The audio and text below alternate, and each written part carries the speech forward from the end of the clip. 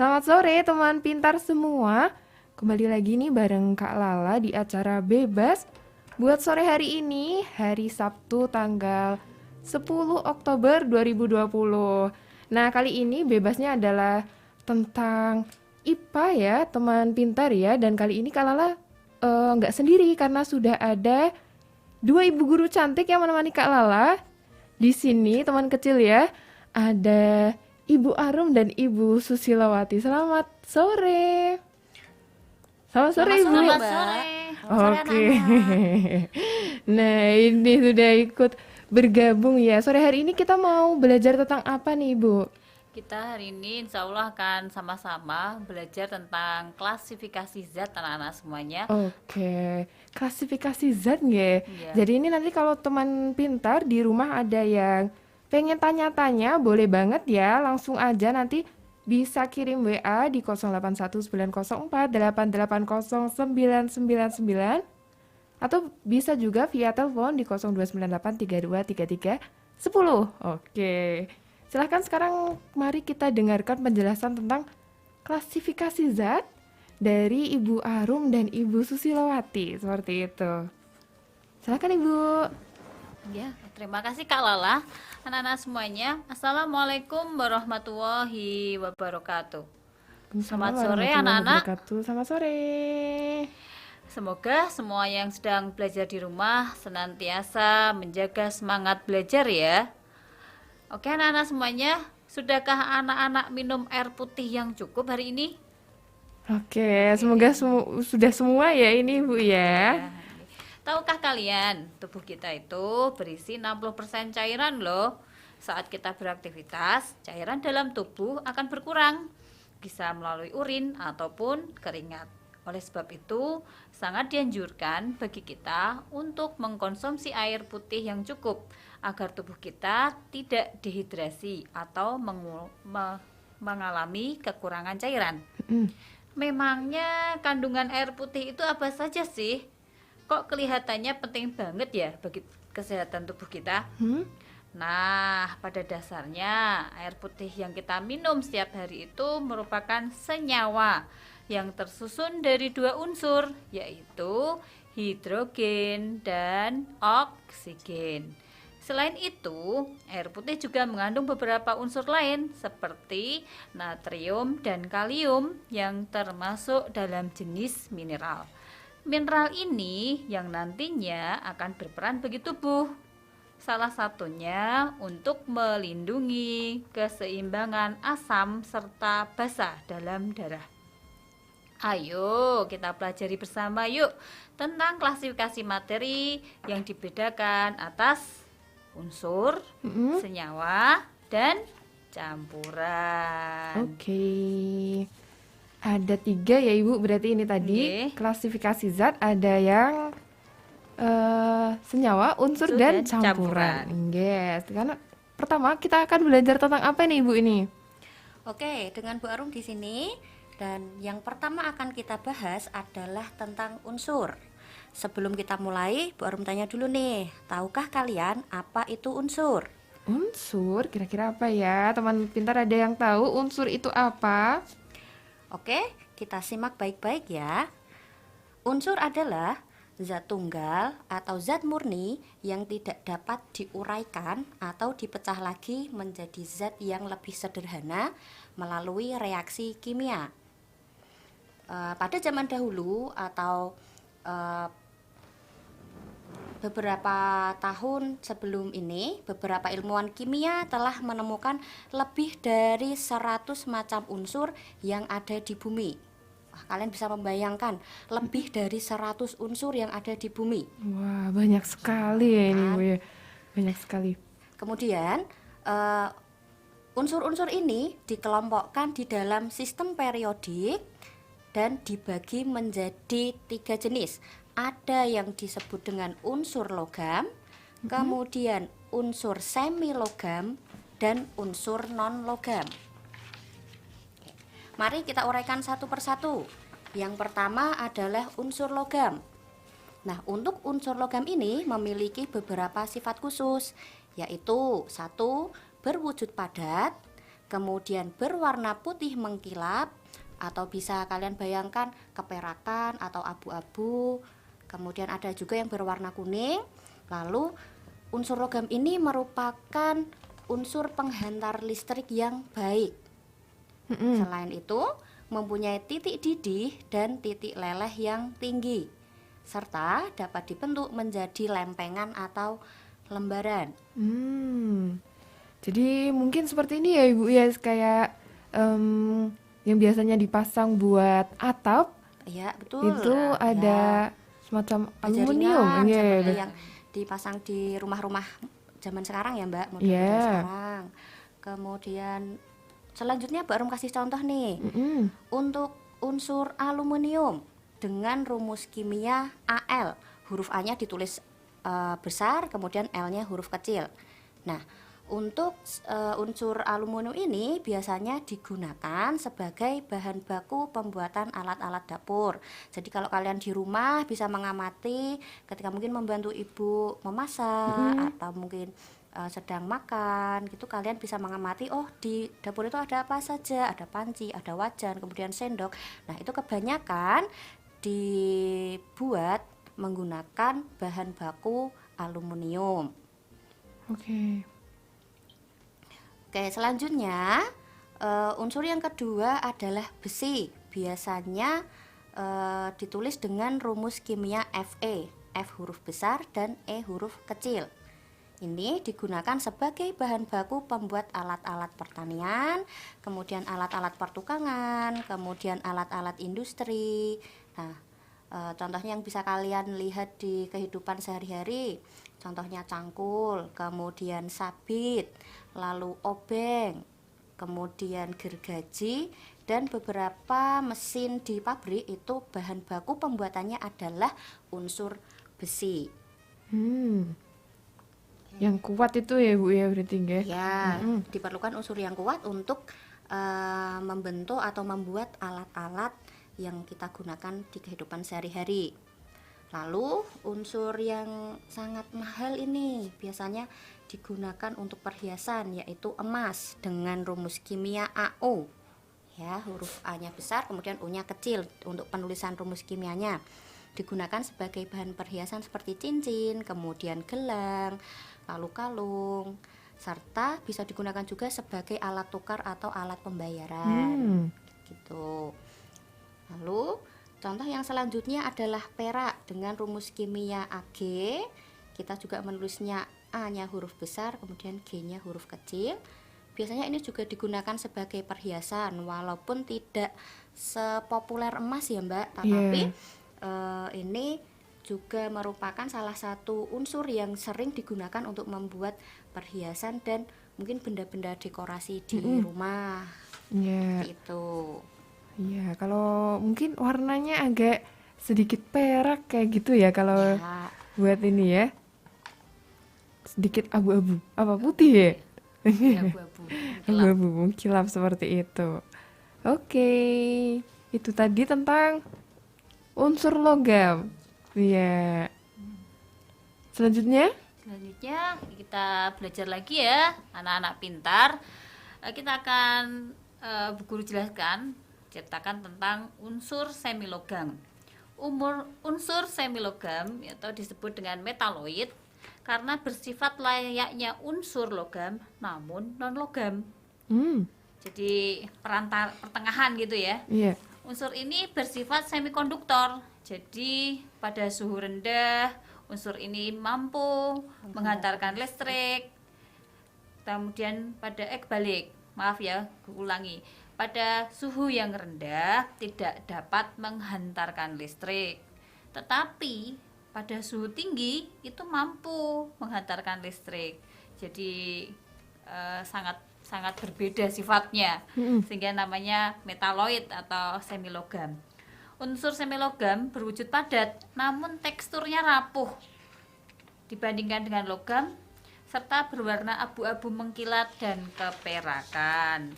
Ada contohnya nih, ada yang biasa dipakai ya, silikon. yang mempunyai rumus kimia S besar I kecil. Ya, kalau di kecantikan sih banyak orang pakai ya sebenarnya ya, tapi nggak recommended Iya. deh. Iya. Karena Ya, berbahaya. karena berbahaya nanti. Kemudian germanium atau dengan simbol rumus kimia G besar dan E kecil. Itu biasanya untuk alat-alat elektronik. Nggih, karena Komponen. untuk hambatan itu memerlukan yang kecil-kecil gitu nggih. Oke. Jadi bisa pakai germanium. Dan yang ini untuk biasanya untuk kedokteran orang menggunakan arsen. Arsen. A besar dan S kecil. Kenapa dipakai? Biasanya untuk perawatan gigi begitu biar nanti tidak mudah sakit gigi ya, gigi-gigi yang sudah rusak, gigi yang sudah bolong itu nanti sarafnya biar ada yang mati biasanya menggunakan arsen. Begitu nggih, anak-anak yang pintar. Kita lanjutkan sama Bu Arum. Oke, lalu kita lanjutkan untuk jenis unsur yang ketiga adalah unsur non-logam. Nah, untuk unsur non-logam ini memiliki beberapa sifat khusus, yaitu satu, berwujud padat, cair, dan gas pada suhu ruangan. Kemudian umumnya berwarna tidak mengkilap, bukan merupakan penghantar listrik dan panas yang baik, atau ini biasanya disebut dengan isolator. Dia memiliki titik didih atau titik leleh yang rendah, serta tidak dapat dibentuk, direntangkan, atau ditarik. Nah, selanjutnya untuk contoh jenis unsur non-logam ini dikelompokkan lagi menjadi 3. Ada unsur non-logam berwujud padat. Contohnya di sini adalah belerang dengan rumus kimia sulfur, biasanya disingkat dengan S besar.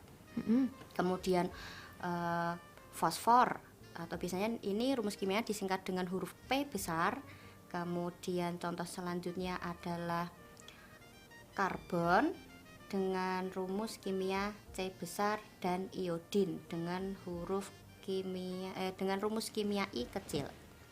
Lalu contoh untuk unsur non-logam yang berbentuk gas, contohnya adalah fluorin, kemudian helium, hidrogen, kemudian nitrogen, lalu oksigen yang kita hirup setiap hari ini. Ini merupakan salah satu unsur non-logam yang berbentuk gas. Oke. Nah, lalu untuk contoh yang terakhir, unsur non-logam berbentuk cair itu adalah bromin, biasanya disingkat dengan rumus kimia Br, B besar R kecil. Oke, itu tadi ya tentang unsur-unsur yang ada di sekitar kita seperti itu.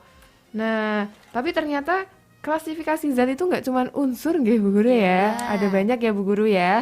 Nah, selain itu nanti juga ada pembahasan tentang senyawa dan campuran.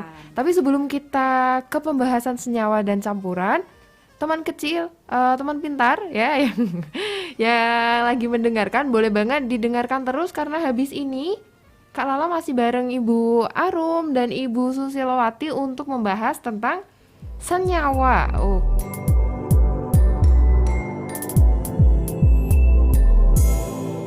Oke, selamat sore teman pintar semua. Wah, ini kayaknya sudah pada siap-siap ya. Nanti Bu Arum dan Bu Susi juga punya pertanyaan yang bisa dijawab ya nanti nggih Bu ya. Iya. Iya, nanti bisa. Iya, ada kuisnya nih. Jadi jangan khawatir nih yang mau ikut, boleh ya sekarang siap-siap dulu.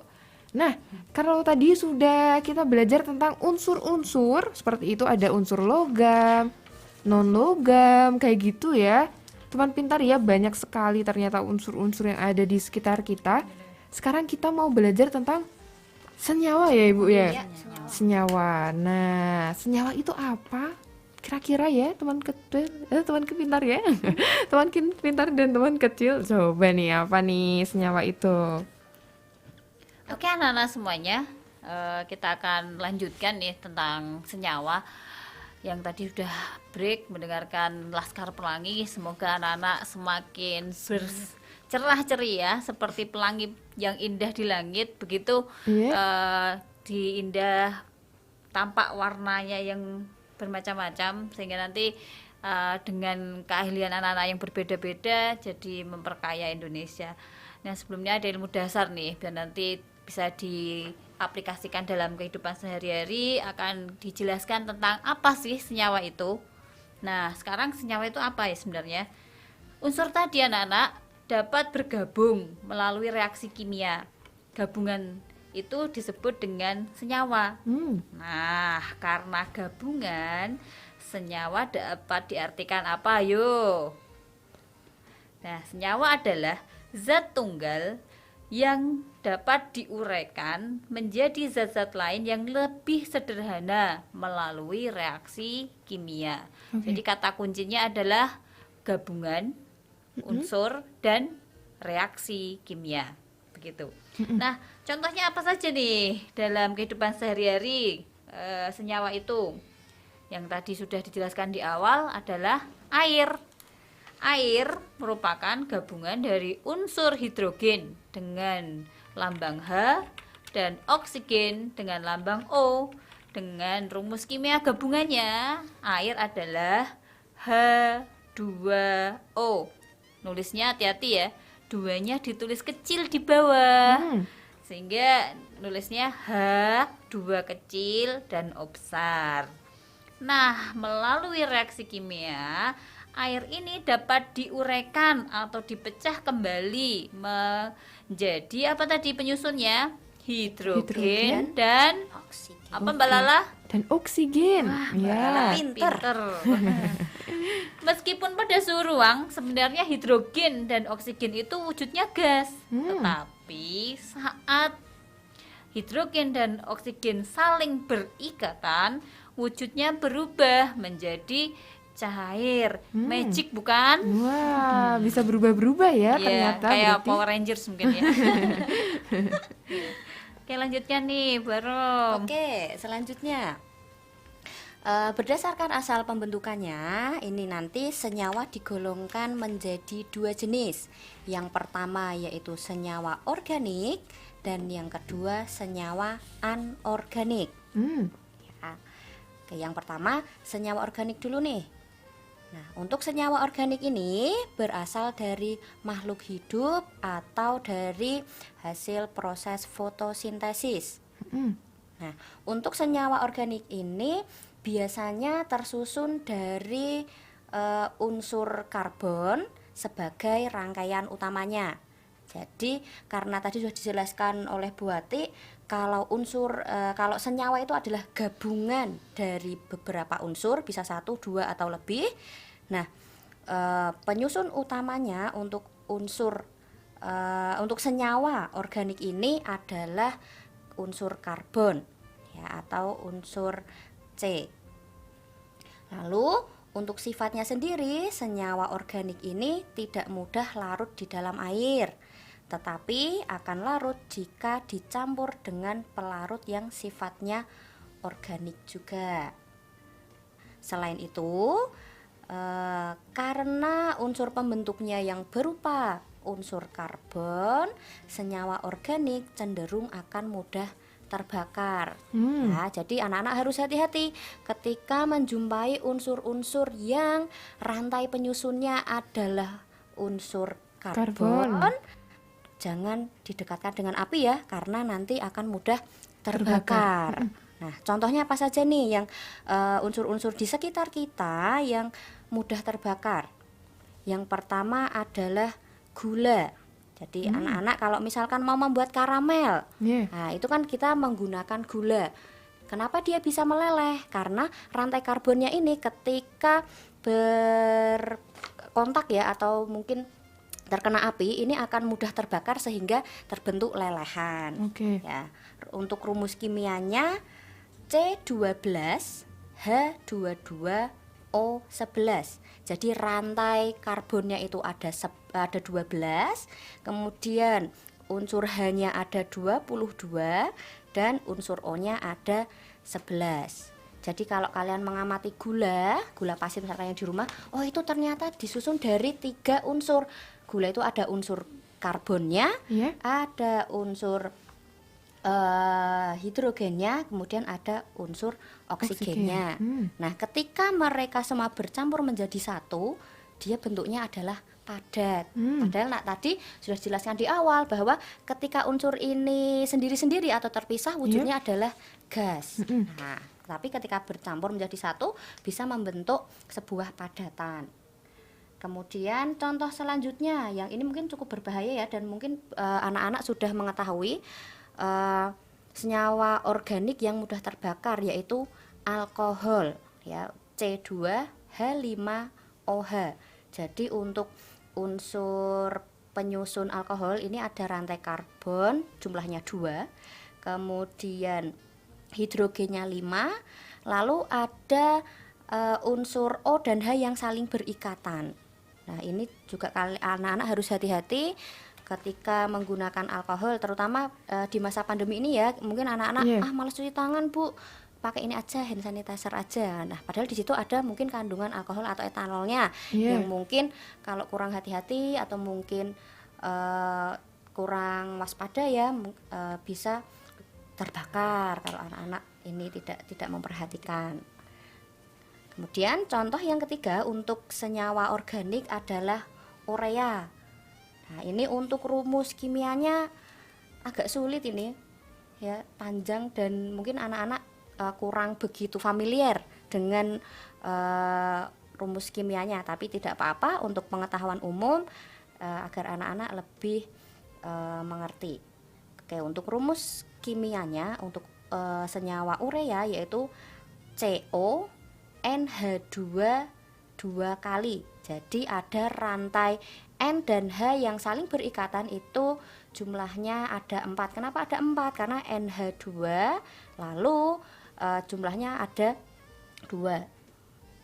Oke, sampai di sini semoga bisa dipahami ya, Mbak Lala. Gimana, Mbak? Paham. Oke, semoga Sejauh ini paham ya. ya. Oke. Bu Arum lanjut untuk contoh yang kedua, yaitu untuk senyawa anorganik. Senyawa anorganik ini berasal dari sumber daya mineral yang terdapat di bumi. Ya, berarti mungkin dari hasil-hasil tambang. Kemudian senyawa ini memiliki titik didih atau titik leleh yang relatif tinggi dibandingkan dengan senyawa organik. Lalu senyawa anorganik memiliki sifat mudah larut dalam air dan cenderung tidak mudah terbakar. Ya, jadi tidak begitu berbahaya ya, mungkin senyawa anorganik ini bila dibandingkan dengan senyawa organik. Lalu contohnya apa saja untuk senyawa anorganik? Yang pertama tadi di awal sudah disebutkan Bu Ati, yang kita kayaknya tidak bisa deh hidup tanpa senyawa ini, yaitu air atau H2O. Lalu yang sering kita temui di dapur rumah kita masing-masing yang biasanya digunakan ibu untuk memasak, apa Mbak Lala? Garam? Oke, Mbak Lala pintar sekali. Betul, garam atau rumus kimianya adalah NaCl. Lalu contoh yang mudah juga kita temui di kehidupan kita sehari-hari, hasil dari pernafasan kita sendiri. Nah, yaitu karbon dioksida, merupakan contoh senyawa anorganik. Oke, itu tadi 3 contoh yang mungkin mudah kita temui di kehidupan sehari-hari, dan kalau kita sebutkan masih banyak lagi Mbak Lala. Masih tapi banyak nanti kalau sekali. terlalu panjang sampai jam 5 sore. Gimana Mbak? Cuman mau nyebutin senyawa anorganik Nah, ya. iya betul. Tapi banyak sekali ternyata ya. Oke. Oke. Nah, semoga ini teman pintar di rumah juga sudah memahami perbedaan antara unsur dan senyawa. Nah, karena ini tadi kan katanya di awal tadi ada 3 ya. 3 yang terakhir nanti kita akan ngomongin tentang atau belajar tentang yang namanya campuran, seperti itu teman pintar.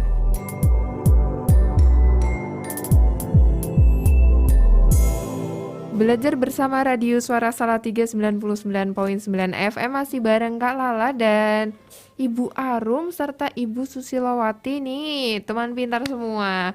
Dan kita belajar IPA ya sore hari ini tentang klasifikasi zat, Tadi sudah dibahas tentang unsur dan senyawa. Sekarang waktunya kita belajar buat klasifikasi zat yang ketiga ya ini ya Ibu ya. Ya, ada tentang apa ini? Campuran. Campuran. Apa sih itu campuran ya? Ya. Kan anak hebat, kita lanjutkan ya. Apa sih campuran itu? Bukan barang asing, mungkin anak sudah sering melakukan, sering membuat. Nah, kita ketahui jawabannya berikut ini.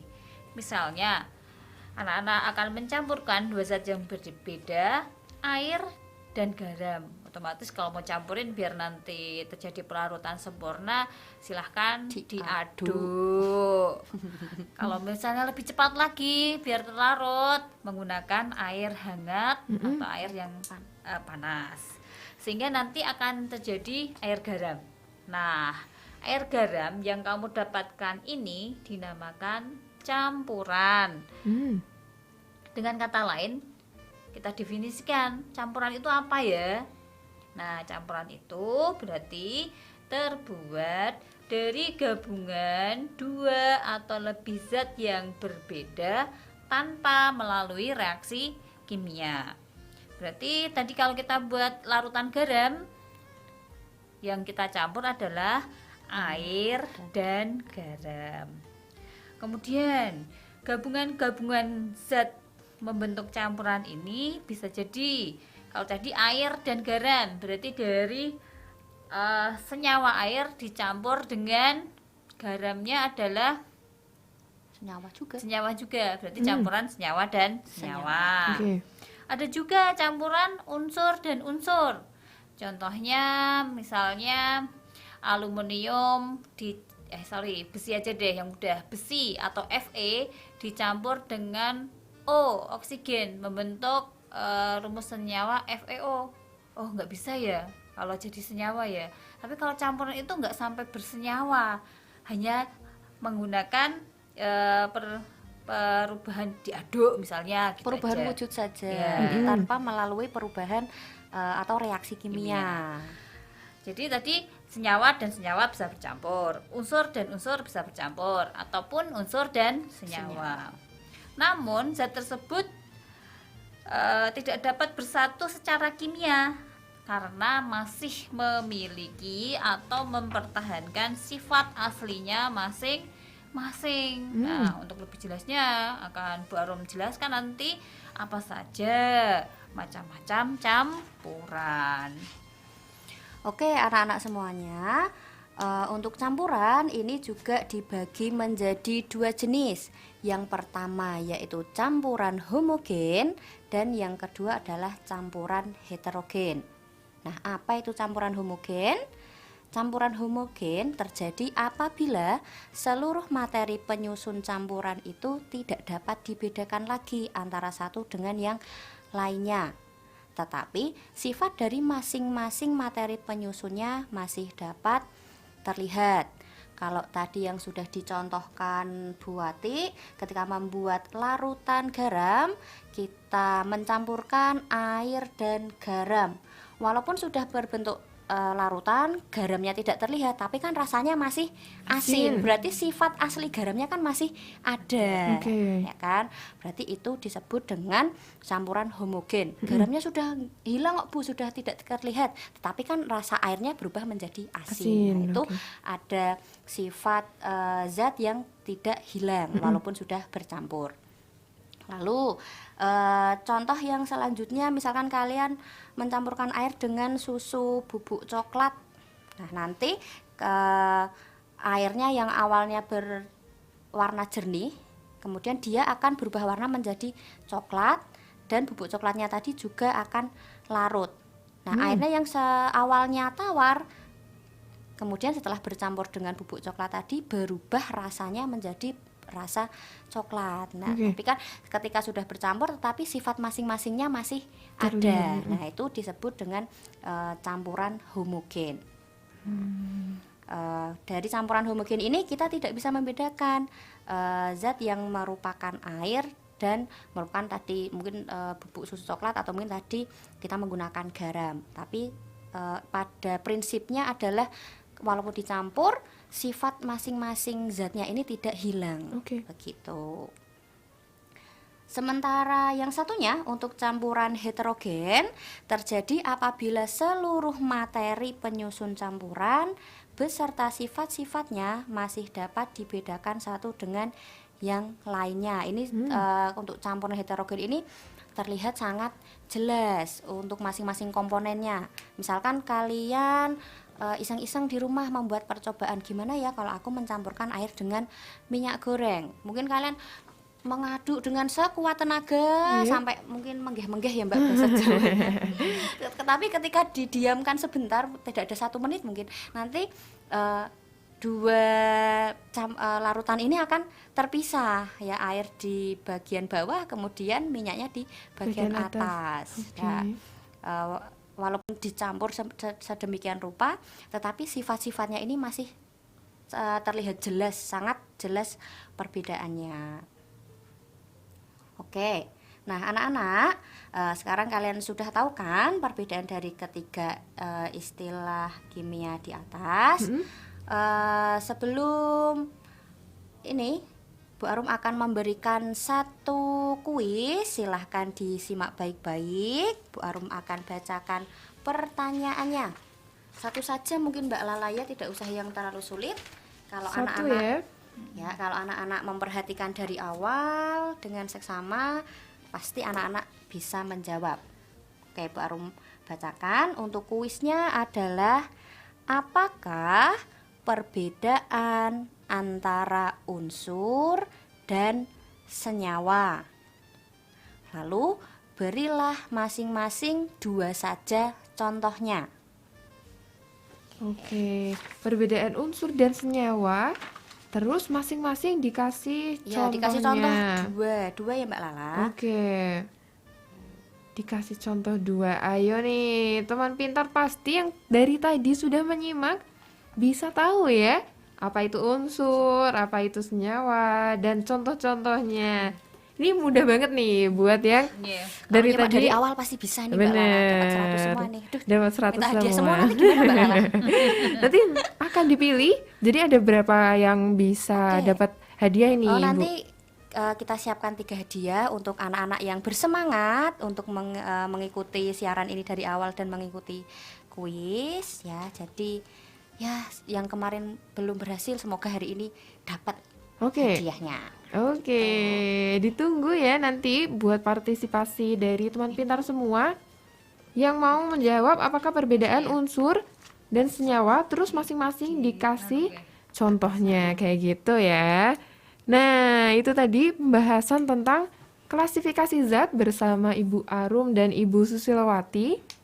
Diingat-ingat lagi tadi ada 3 ya teman kecil ya, ada unsur, senyawa, dan campuran. Wah, ini seru sekali buat sore hari ini karena kalau zat-zat seperti itu kan ada di Sekitar kita sekitar ya. kita, Kita ya. bisa Jadi belajar tanpa harus jauh-jauh, di sekitar kita sudah nemu. bener, Gitu. jadi udah langsung bisa ya. Oh, yang itu tuh, Langsung yang di praktek rumah di rumah, tuh, Mbak. iya bisa tuh ya. Sambil mendengarkan, mungkin sambil melarutkan susu coklat itu tadi ya, bisa tuh bikin campuran yang homogen seperti itu ya tadi ya. Oke. Nah, ini nanti ada tambahan apa lagi? Nanti kita mau mendengarkan ini ya teman kecil ya. Sebuah lagu ya, Ya, ada Ibu parodi ya. lagu ini tentang unsur, senyawa, dan campuran. Harapannya nanti dengan mungkin mendengarkan lagu, kalian lebih ingat lagi tentang materi yang kita sampaikan pada sore hari ini dan anak-anak bisa memahami. Oke. Oke, kita dengarkan lagu dulu nanti sebelum Bu Arum, atau mau sekalian pamit ini Bu Arum sama Bu Susilowati? Oh, boleh. Oke, terima kasih banyak buat Bu Arum dan Bu Susilowati yang sudah Ya. ikut menemani belajar teman pintar buat sore hari ini. Oke, terima Nah. kasih juga Mbak Lala sudah nemenin kita. Iya, semoga materi di sore hari ini bisa diterima dengan baik Ya, oleh harapannya semua teman begitu. pintar di rumah ya. Oke. Nah, terakhir dari Kak Lala, Bu Arum dan Bu Susilowati, janganlah pernah menyerah. Kita masih mampu berusaha lagi. Ayo jangan mudah menyerah. Kak Lala pamit dulu teman kecil. Oke. Kita juga pamit ya anak-anak. Jangan lupa ikuti kuisnya untuk mendapatkan hadiah yang menarik tentunya. Oke. Jangan lupa belajar. Ya, tetap semangat mengikuti pembelajaran daring di rumah. Assalamualaikum warahmatullahi wabarakatuh. Oke. Waalaikumsalam warahmatullahi wabarakatuh.